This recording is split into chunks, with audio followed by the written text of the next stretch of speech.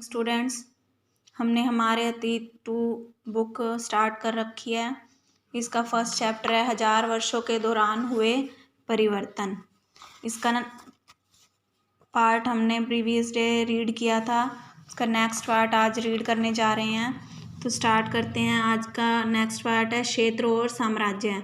चोल अध्याय 2 मतलब चोल के बारे में आप लेसन 2 में, तुगलक के बारे में 3 में और मुगल के बारे में 4th लेसन जैसे के बारे में रीड कर सकोगे। जैसे बड़े बड़े राज्यों के अंतर्गत बहुत सारे क्षेत्र आ जाते थे। दिल्ली के सुल्तान गयासुद्दीन बलबन ने, जिसने 1266 से 87 तक शासन किया, की प्रशंसा में एक संस्कृत प्रशस्ति के उदाहरण के लिए भी आप सेकंड लेसन में देखोगे में उसे एक विशाल साम्राज्य का शासक बताया गया है। मतलब बहुत बड़े साम्राज्य का वो शासक था, जो पूर्व में बंगाल गोड़ से लेकर पश्चिम में अफगानिस्तान, ये बताया गया वो कहाँ से कहाँ तक साम्राज्य फैला हुआ था, कितना बड़ा था। पूर्व में बंगाल गोड़ से लेकर पश्चिम में अफगानिस्तान के गजनी गज्जन तक फैला हुआ था, और जिसमें संपूर्ण दक्षिण भारत द्रविड़ भी आ जाता था। गोड़ आंध्र, केरल, कर्नाटक, महाराष्ट्र और गुजरात आदि भिन्न भिन्न क्षेत्रों के लोग उसकी सेना के आगे घुटने टेक देते थे, पलायन कर जाते थे, भाग जाते थे कि इतने बड़े साम्राज्य पर हम कैसे जीत हासिल कर सकते हैं। वो देखकर ही घबरा जाते थे। ये बताया गया मैप में कि दिल्ली के अधीन कौन कौन से प्रांत आते थे उस समय पर, जब मोहम्मद तुगलक, ये बताया गया है, मिस्र के शिहाबुद्दीन उमरी द्वारा रचित मसालिक अल अबसर फी ममालिक अल अमसर के दौरान, ये नाम है कि मोहम्मद तुगलक के अनुसार राज्य काल में दिल्ली सल्तनत के अंतर्गत आने वाले ये प्रांत है जो मानचित्र में दिखाए गए हैं। नीचे इनके नाम बताए गए हैं। तो इतने बड़े साम्राज्य को देखकर, वहाँ की सेना को देखकर सब भाग जाते थे। इतिहासकार विजय अभियान के इन दावों को अतिशयोक्तिपूर्ण मानते हैं, व्यर्थ मानते हैं, बेकार मानते हैं। साथ ही वे यह समझने की कोशिश में भी लगे रहते हैं कि शासक लोग इस उपमहाद्वीप के भिन्न भिन्न भागों पर अपने अधिकार का उल्लेख क्यों करते रहते हैं। अब भाषा और क्षेत्र के बारे में बताया गया है। सन 1318 में जो कवि था उस समय पर, अमीर खुसरो, इस बात पर उसने गौर किया था कि इस देश के हर क्षेत्र की एक अलग भाषा है, हर क्षेत्र में अलग अलग भाषा बोली जाती है।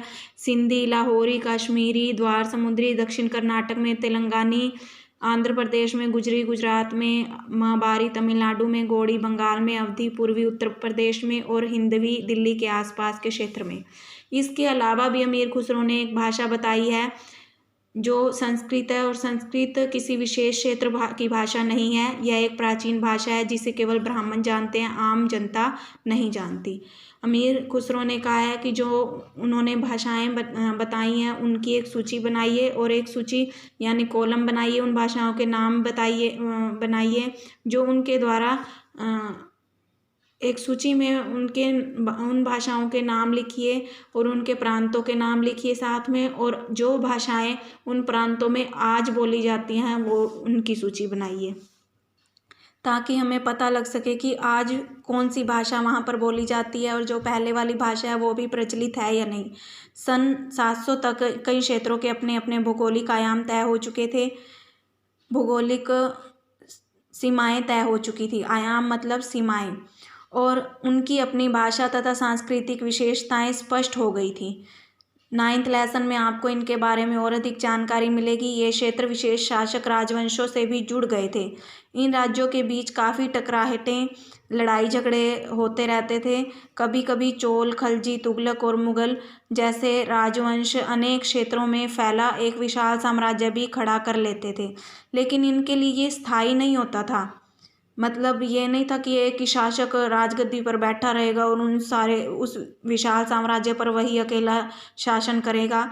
ये स्थिति उस समय तक बनी रहती थी, मतलब और कोई आकर उसकी जगह शासन कर सकता था। मतलब विजय हासिल करके, उदाहरण के लिए आप 3rd और 4th लेसन की तालिका एक की तुलना कीजिए। खलजी और मुगल वंश के शासन कितनी अवधि तक चले, कब तक खलजी का शासन चला, खलजी वंश का, और कब तक मुगल वंश का। 18वीं सदी में मुगल वंश पतन के ढलान पर था। मुगल वंश का पतन होने वाला था। फलस्वरूप क्षेत्रीय राज्य फिर से उभरने लगे। 10th लेसन में इनके बारे में अच्छे से रीड करोगे आप। लेकिन वर्षों से जो सर्व क्षेत्रीय साम्राज्यों का शासन चल रहा था, सर्व क्षेत्रीय साम्राज्य, इनके बारे में आप रीड कर चुके हो, मतलब लर्न कर चुके हो आप। क्वेश्चन नंबर 8 में आपको मैंने इसकी पिक भेजी थी, आपने लर्न भी किया होगा इसको। वे साम्राज्य जो अन्य छोटे छोटे राज्यों से मिलकर बनते हैं उनको सर्व क्षेत्रीय साम्राज्य कहा जाता है। उससे क्षेत्रों की प्रकृति बदल गई थी, उन पर कई छोटे बड़े राज्यों का शासन चलता रहा था और उन राज्यों की बहुत सी बातें इस उपमहाद्वीप के अधिकतर भाग पर फैले इन क्षेत्रों की को विरासत में मिली थी। मतलब जो वंश पहले शासन कर रहा था उसके टाइम पर जो क्षेत्र उस बड़े विशाल साम्राज्य के अधीन आते थे, वो दूसरा शासक जो वंश शासन करता था उसके अधीन भी वो वही क्षेत्र आते थे, वो उसे विरासत में मिले थे। इस तथ्य का पता हमें उन कई परंपराओं से लगता है जो इन क्षेत्रों में उभरी थी। इन परंपराओं से जो में कुछ एक दूसरे से भिन्न, मतलब अलग, और कुछ एक समान है। ऐसी परंपराएं हमें प्रशासन, जो परंपराएं रीति रिवाज हैं, हमें प्रशासन, अर्थव्यवस्था के प्रबंधन, उच्च संस्कृति तथा भाषा के संदर्भ में मिलती है। सन 700 से लेकर 1750 के बीच के 1000 वर्षों में ये बात पहले भी आ चुकी है, जो हम अतीत के बारे में ये जान रहे हैं। 700 से 1000 वर्षों के दौरान, 700 से 1750 के बीच की बातें हम रीड कर रहे हैं कि 1000 वर्षों में इन विभिन्न क्षेत्रों की प्रकृति एक दूसरे से कटकर अलग अलग नहीं पनपी थी। इनमें कुछ मिलती भी जुलती बातें भी थी, हालांकि उनके चरित्र की अपनी विशिष्टताएं बनी रही थी, मगर समन्वय की सर्वक्षेत्रीय ताकतों का प्रभाव भी उन पर पड़ा था। आज के लिए इतना ही, यहीं तक रीड कराऊंगी। Next part next day read कराऊंगी, और इसके साथ मैं 2 या 3 क्वेश्चन आंसर दूंगी। वो आपने राइट भी कर लेने हैं और अच्छे से लर्न भी करने हैं, क्योंकि अगर आप लेसन अच्छे से रीड करोगे तो आपको क्वेश्चन आंसर अच्छे से लर्न हो जाएंगे। ओके।